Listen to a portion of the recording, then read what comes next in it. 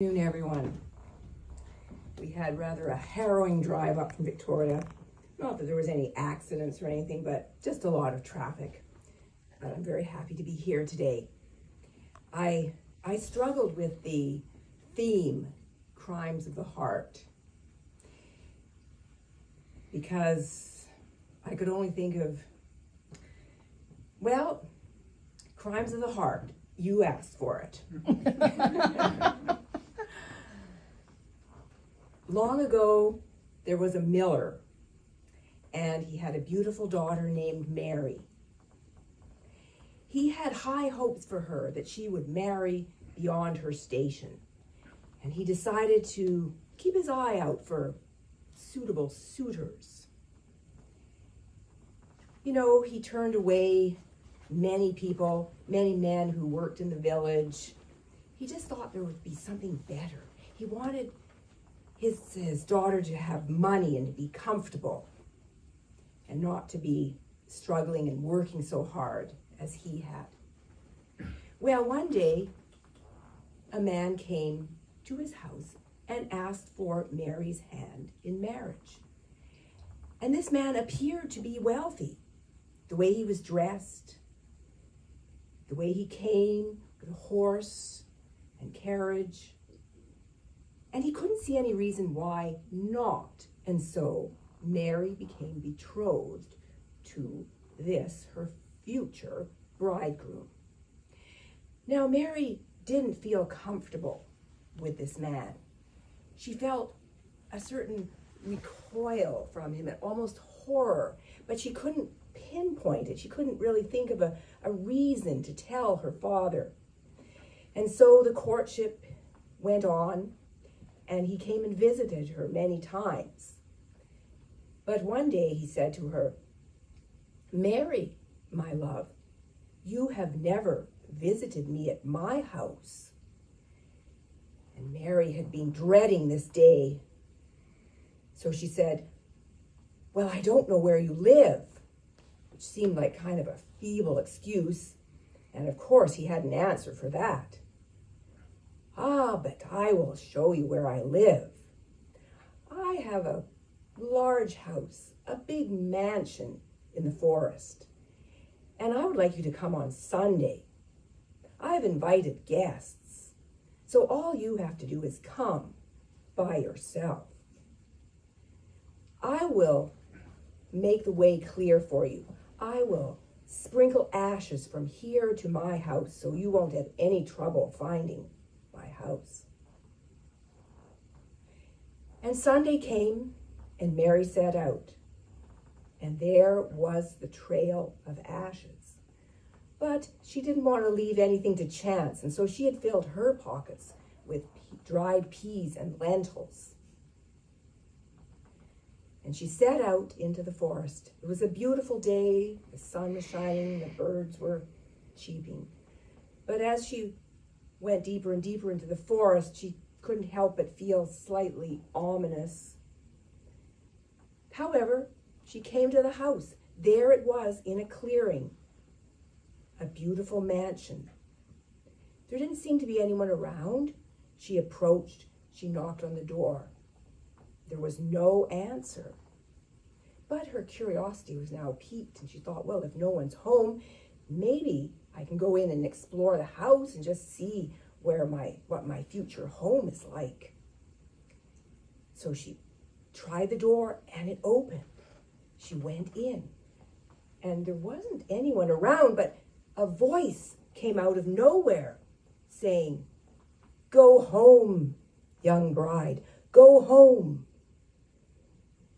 This is a house of murderers."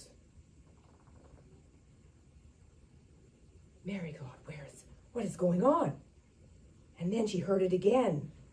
"Go home, young bride, go home. To this house, murderers will come." And then she saw a bird cage in the corner. It was only the bird. It was only the bird. And so she decided to explore the house. She walked all the way up the stairs, checked all the rooms, They were beautifully furnished. Everything looked normal, but still no one. So then she decided to descend to the cellar. And so down she went. It was dark, and she started to hear some noises down there. And she was quite pleased to see an old woman down there. But it was kind of mysterious. She was tending a fire over which was a large cauldron filled with steaming water. And when the young woman saw her, she shook her head and said, "Who are you? Who are you? What are you doing here?" "Well," said Mary, "I'm here to meet my bridegroom. Is he here?" The old woman shook her head and said, "No, no, you mustn't come. You mustn't come. You must go. You must go. This is a house of murderers." But then she quickly changed her mind and said, "No, it's too late. It's too late. I'll hide you. I'll hide you. But don't move. Don't move."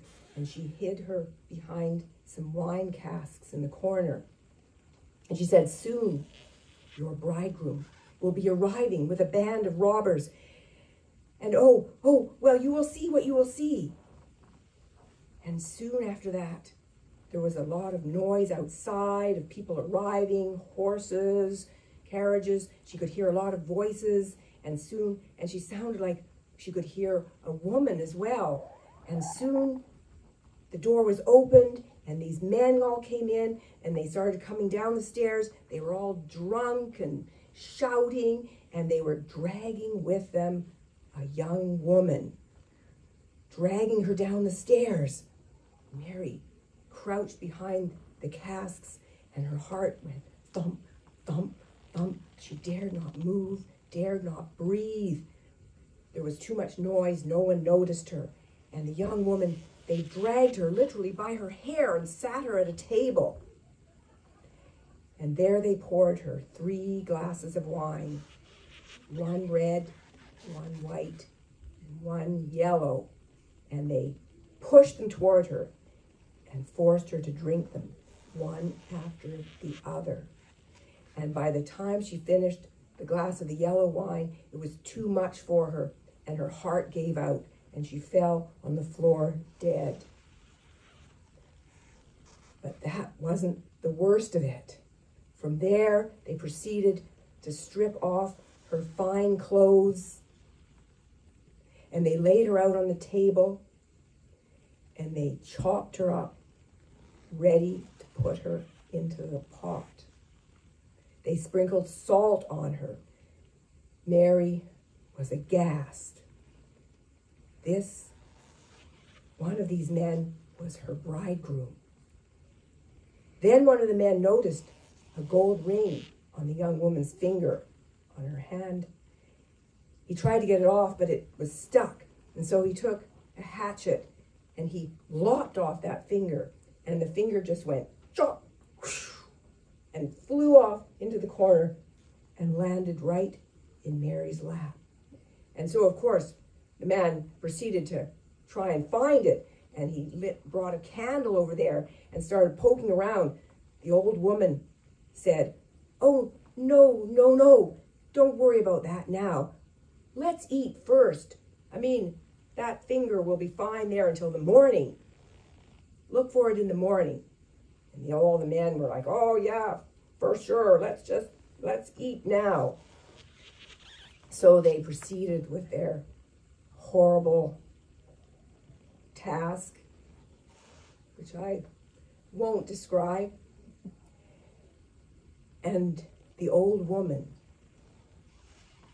she took a sleeping potion and put it into their wine, because she had never had the chance of escaping from this place. She was too afraid to do it by herself, but she thought and hoped that she and young Mary could escape later. And sure enough, all the robbers soon were snoring, slumped all over the floor, asleep from the potion in the wine. So the old woman said to Mary, come out now. Mary could hardly move. She was shaking. She was paralyzed with fear. But the woman said, "I will help you to escape. Let us go now." And so she had to tiptoe between all the robbers. She was terrified, but eventually they made their way out into the moonlight. And of course, all the ashes had blown away. So Mary began to look for the peas and lentils that she had sprinkled along the way. And believe it or not, they had started to sprout. So they were firmly in place. And she and the old woman were able to make their way back to Mary's house. And by this time, it was almost the morning. The old woman decided to go on further. She wanted to get as far away from those robbers as she could and their terrible, murderous den. Now, I'm sure you can all imagine the horror that Mary had experienced.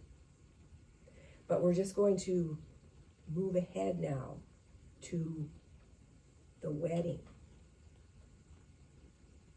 All the plans were made. The guests were invited. The feast was planned. And the day of the wedding came when Mary was to be married to the robber bridegroom. All the guests had assembled. The bridegroom was there. The feast was underway. Everyone was sitting around telling stories. And at last, the robber bridegroom turned to his young bride and said, "Mary, my love, do you have a story to tell?" Mary said, "Very well, I will tell a story. This is a dream I had," she said. "One day, I was walking in the forest, in the deep, dark forest.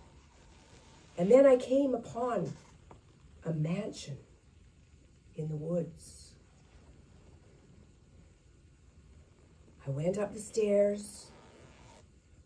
I knocked on the door. There was no answer. I opened the door and I went in.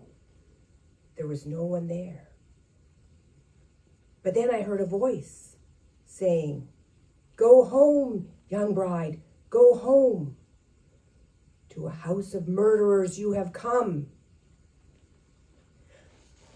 The bridegroom said, 'But my love, it was but a dream.' 'Yes,' said Mary. I then heard the voice again. 'Go home, young bride, go home. To a house of murderers you have come.' But it was just a bird in a cage. 'Yes,' said the bridegroom, 'it was but a dream.' 'Well then,' she said, 'I explored the house. I could find no one.